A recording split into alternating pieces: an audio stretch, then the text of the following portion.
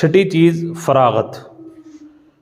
نسل نو کی بہرہ روی کا ایک اور سبب وہ فراغت ہے. انہیں جب صحت مند سرگرمیاں، بہتر روزگار اور تفریح کے مناسب مواقع میسر نہیں آتے تو مستضاد تعلیمی اور معاشی ناکامیوں سے مایوس اور نا امید ہو کر وہ نفسانی خواہشات اور شیطانی وساوس کا شکار ہو جاتے ہیں.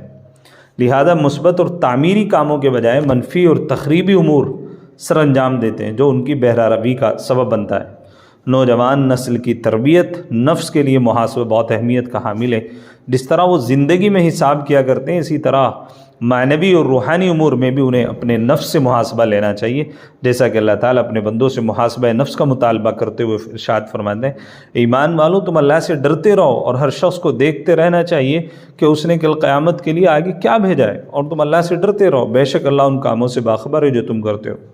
حضرت عمر رضی اللہ عنہ فرماتے ہیں کہ اپنے نفس کا محاسبہ کرو اس سے پہلے کہ تمہارے محاسبہ کیا جائے. اپنے آپ کو میزان میں رکھو اس سے پہلے کہ تمہیں میزان میں رکھا جائے. قیامت کے عظیم دن کے لیے اپنے آپ کو اعمال صالحہ سے مزین کرو. اس دن تمہارے اعمال پیش کیے جائیں گے اور کچھ بھی پوشیدہ نہیں رہے گا. یہ چند میرے ذہن میں کچھ اسباب اور ان کا حل تھا، میں نے آپ کے سامنے رکھا.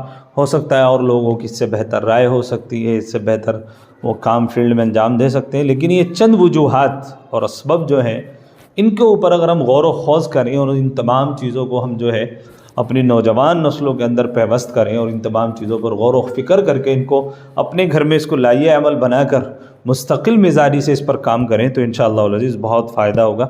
اللہ ہم سب کو عمل کی توفیق نصیب فرمائے.